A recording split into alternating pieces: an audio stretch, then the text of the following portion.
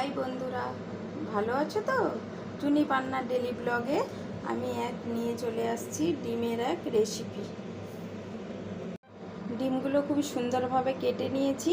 এরপর কড়ার মধ্যে দিয়ে দেবো লঙ্কার গুঁড়ো, হলুদের গুঁড়ো,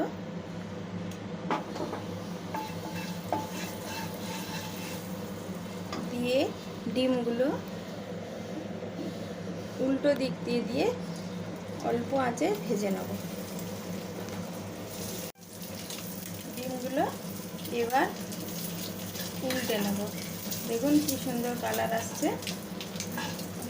এবার ডিমগুলো তুলে নেব। আগের থেকে বেটে রেখেছিলাম সাদা সর্ষে, লাল সর্ষে, পোস্ত, কাঁচা লঙ্কা ও রসুন। এটা কড়ার মধ্যে দিয়ে দেবো। ভেজে রাখা ডিমটা এর মধ্যে দিয়ে দিলাম।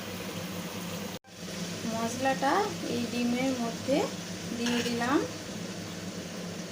যাতে দেখতে খুব সুন্দর হয়। এইবার একটু ঢাকাটা দিয়ে দিলাম। 5 মিনিট হয়ে গিয়েছে। এবার ঢাকাটা খুলে নিলাম, নামিয়ে নেব। দেখুন বন্ধুরা, দেখতেও যেমন সুন্দর হয়েছে, খেতেও ভালো লাগবে। আপনারা বাড়িতে বানিয়ে খেয়ে কমেন্টে জানাতে ভুলবেন না কিন্তু কেমন হয়েছে।